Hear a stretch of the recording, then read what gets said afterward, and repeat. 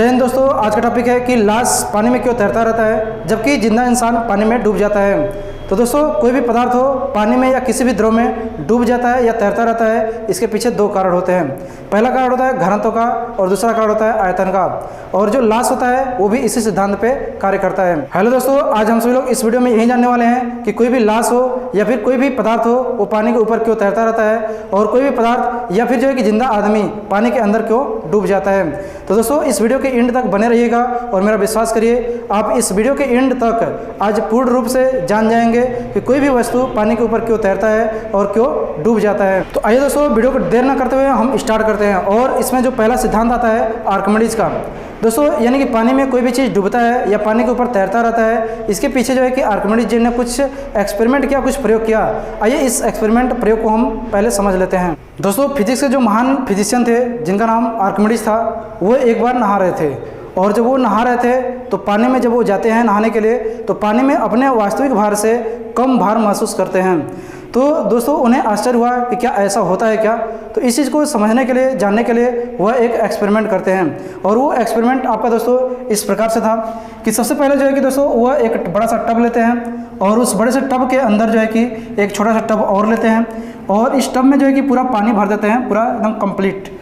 तो दोस्तों, अब इसमें होता क्या है कि ऊपर से एक जो है कि 10 केजी का भार लेते हैं और इस 10 केजी के भार को फ्री फॉल करते हुए इस पानी के अंदर डाल देते हैं। और जब पानी के अंदर ये जो है कि पूरा ये भार 10 केजी का चला जाता है, तब जो है कि भार को फिर यानी कि मेजर करते हैं तो ये भार आता है 7 केजी। दोस्तों, अब 7 केजी जब ये भार होता है अंदर जब जाता है तो इसमें से पानी जो है कि दोस्तों फ्लो करने लगता है और ये पानी कहाँ आने लगता है, बाहर आने लगता है। अब यानी कि ये करते क्या है कि पानी तो बाहर आ गया, अब जो बाहर यानी कि पानी आया हुआ था अब उस पानी को इकट्ठा करते हैं। तो जब एक बर्तन में यानी कि इस पानी को इकट्ठा करते हैं और इस पानी का वेट यानी कि मेजर करते हैं तो ये आता है आपका 3 केजी, यानी था ये 7 केजी का आता है, यानी 7 और 3 10 केजी हो जाता है। तो इन्होंने जो है कि अपना जो यानी डाउट था वो डाउट क्लियर किया और तभी से जो है कि आर्किमिडीज का एक प्रिंसिपल पड़ गया।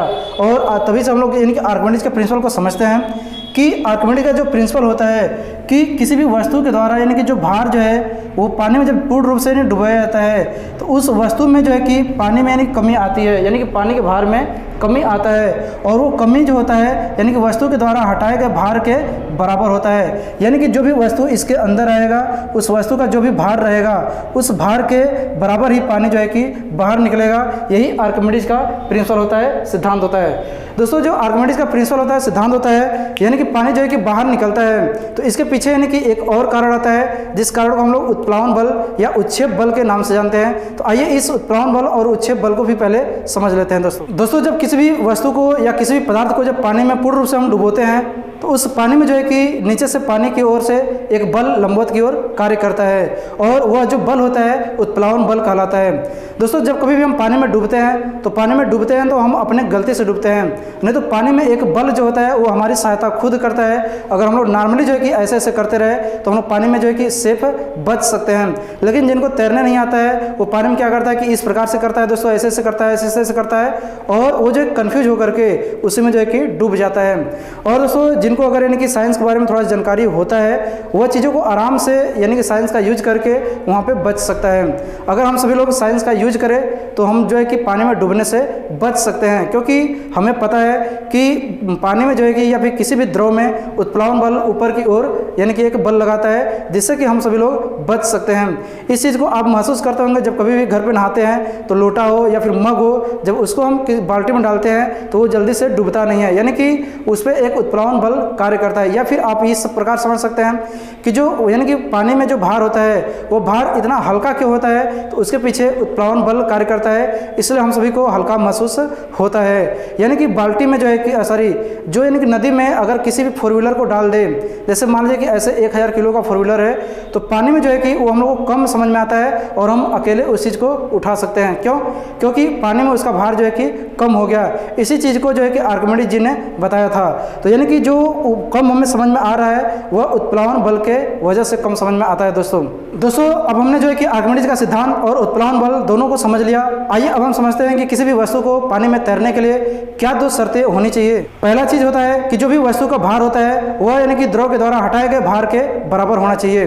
दूसरा होता है कि जो भी वस्तु के द्वारा गुरुत्व केंद्र होता है और जो पानी के द्वारा उत्प्लावन बल लगता है वह दोनों लंबवत यानी कि एक ऊपर की ओर और एक नीचे की ओर लगना चाहिए। आइए दोस्तों अब हम मेन चीज को समझते हैं कि जो हमारा टॉपिक था कि कोई जिंदा इंसान पानी में डूब जाता है जबकि मरा हुआ इंसान यानी कि जो लाश होती है वो पानी के ऊपर क्यों तैरती रहती है।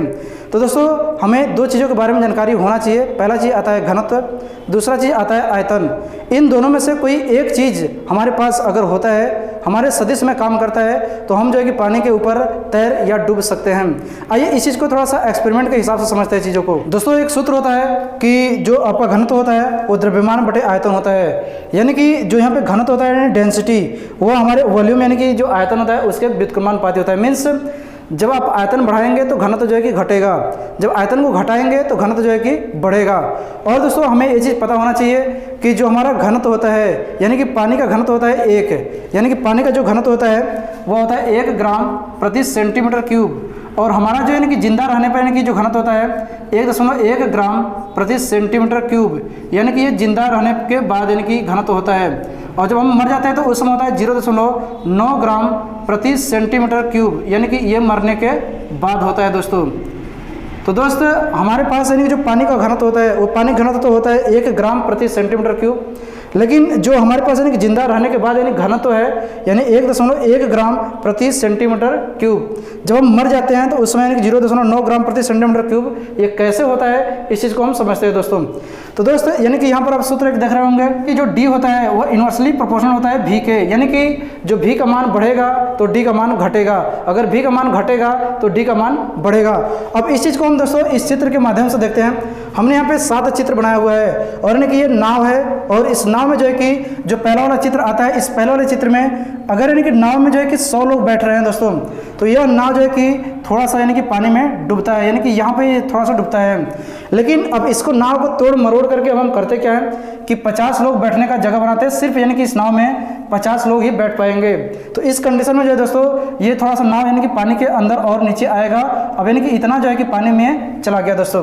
अब इसी नाव को हम करते क्या है कि तोड़ मरोड़ करके इसका जो आयतन है यानी कि सिर्फ और सिर्फ 20 लोगों के लायक जो है कि बनाते हैं। उस पर 20 लोग से 21 लोग नहीं अट सकते हैं दोस्तों।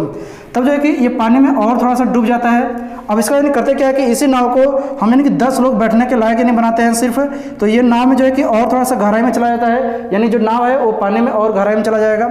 अब इसी नाव को हम करते क्या है कि सिर्फ और सिर्फ 5 ही लोग इस नाव में बैठ पाए, तो इस नाव यानी कि जो नाव होता है यानी कि और पानी के गहराई में चला जाता है। अब इसी नाव को तोड़ मरोड़ करके उसका जो आयतन है सिर्फ और सिर्फ 1 लोगों के भर के लिए यानी बनाया जाता है, तो ये नाव जो है कि और यानी कि पानी के अंदर चला जाता है। लेकिन दोस्तों अब यानी होता क्या है कि इस नाव को तोड़ मरोड़ करके ऐसा बनाए कि इस पर कोई बैठ ही ना पाए, मीन्स इसके पास आयतन बिल्कुल 0 कर दिया। तो जब 0 आयतन करते तो ये नाव जो है कि पूर्ण रूप से पानी के अंदर डूब गई। मतलब कि जब इसका आयतन आप 0 करेंगे तो इस नाव का कोई आकृति नाव के जैसा नहीं रहेगा, मीन्स वह एक लकड़ी के गुटके के जैसा नाव यानी कि आकार हो गया, जिससे कि वह जो है कि उस पानी के अंदर डूब गया। मीन्स यहाँ पे दोस्तों आयतन ज़्यादा था और इसमें आयतन थोड़ा सा कम हुआ, इसमें थोड़ा सा आयतन और कम हुआ, इसमें थोड़ा सा आयतन और कम हुआ, इसमें और कम हुआ, इसमें और कम, और इसमें जो है कि आयतन जो है कि एकदम 0 हो गया। मीन्स यहाँ पे आयतन जो है कि 9 के बराबर था लगभग, 1 यानी बैठ पा रहे हैं, तो यहाँ पे कुछ ना कुछ तो आयतन था और इसमें जो है कि आयतन बहुत ही सबसे ज़्यादा मात्रा में था। तो इस कंडीशन में जो है कि ये पानी के अंदर बहुत कम मात्रा में डूब रहा था। लेकिन दोस्तों इस कंडीशन में यानी कि होता क्या है कि इसमें आयतन जो है कि बहुत ही कम है, ना मात्रा है, इसलिए पानी के अंदर लगभग इसका अधिकांश भाग डूब गया था। लेकिन यहाँ पर क्या होता है कि इसका जो अधिकांश का पूरा भाग है वो पानी के अंदर डूब जाता है। क्यों? क्योंकि इसके पास कोई आयतन नहीं होता है। मीन्स हम इस प्रकार से कह सकते हैं कि जब हम चीज़ों का आयतन घटाते हैं तो वो पानी के अंदर डूबने का चांसेस बढ़ जाता है दोस्तों। यानी कि आयतन को अगर हम बढ़ाएंगे तो वो जो है कि पानी के अंदर यानी कि ऊपर रहने का चांसेस बढ़ जाता है। तो दोस्तों ये जो आयतन होता है ये डेंसिटी यानी कि जो घनत्व होता है इस घनत्व का उल्टा होता है। मीन्स आयतन जो है कम हो रहा है तो घनत्व बढ़ रहा है। मीन्स आयतन अगर बढ़ेगा यानी कि इससे पहले ये है तो घनत्व जो है कि यहाँ पे सबसे ज़्यादा है दोस्तों।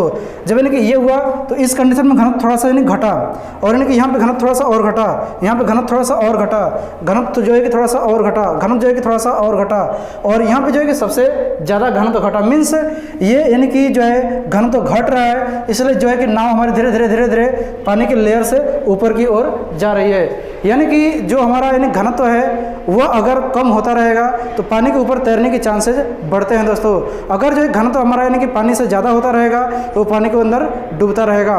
इसी प्रकार से जो है कि हम सभी लोग जब जिंदा रहते हैं तो हमारा जो घनत्व होता है 1.1 यानी कि ग्राम प्रति सेंटीमीटर क्यूब होता है दोस्तों, और हम पानी के अंदर चले जाते हैं। और जब हम यानी कि मर जाते हैं, यानी कि जो हमारी बॉडी जो है कि लॉस हो जाती है, उस कंडीशन में हमारा जो घनत्व होता है वो यानी कि 0.9 ग्राम प्रति सेंटीमीटर क्यूब होता है। लेकिन इसके पीछे कारण क्या होता है कि हमारा जो यानी घनत्व है वो कम हो जाता है, या फिर कह सकते हैं कि जो हमारा आयतन है वो बढ़ जाता है। दोस्तों जैसा कि हम सभी लोग जानते हैं कि हमारे शरीर के अंदर जो है कि कुछ बैक्टीरिया होते हैं, और वो बैक्टीरिया जो है कि हमारी रक्षा करते हैं। जब दोस्तों हम भोजन करते रहते हैं तो उस भोजन से जो है कि वो अपना पेट भर लेते हैं, यानी कि वो अपना भोजन कर लेते हैं। जैसे यानी कि हम भोजन नहीं करते हैं 2, 4, 5, 10 घंटों के लिए यानी कि भोजन नहीं करते, मीन्स हम जब मर जाते हैं तो उस कंडीशन में होता क्या है कि उन बैक्टीरिया को भोजन चाहिए और उनको भोजन नहीं मिल पाता है। तो उस कंडीशन में वो करते क्या है कि हमारे जो सेल होते हैं यानी कोशिकाएं होती है, और हमारे जो टिश्यू यानी कि जो उत्तक होते हैं उनको खाना शुरू करते हैं। यानी कि जो फेफड़ा होता है, जो लंग्स यानी कि जो किडनी होता है, जो कुछ भी होता है उनको वहीं से खाना वो शुरू कर देते हैं।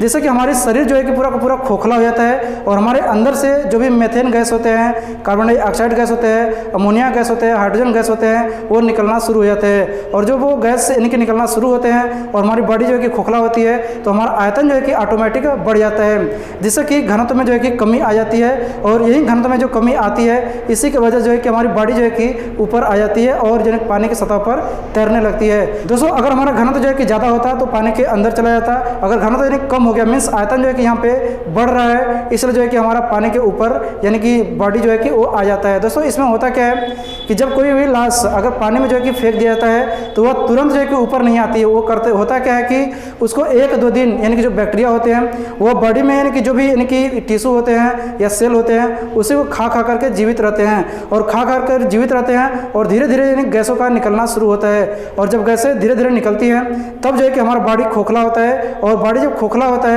तो उसमें जो है कि वॉल्यूम यानी कि आयतन जो है कि उसका बढ़ जाता है, और इस प्रकार से हमारी बॉडी जो है कि ऊपर आ जाता है। ऐसा नहीं है कि हमारी बॉडी यानी कोई भी लाश है अगर वो तुरंत का मरा है उसको पानी में फेंक दे तो वो तुरंत ऊपर आ जाएगा, ऐसा नहीं हो सकता है दोस्तों।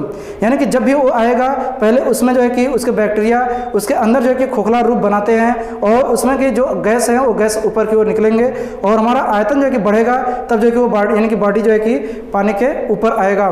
तो दोस्तों आज का ये टॉपिक आप सभी को कैसा लगा कि जो मुर्दा होते हैं, जो लाश होते हैं, वो पानी के ऊपर तैरते रहते हैं, जबकि जिंदा इंसान पानी के अंदर डूब जाता है।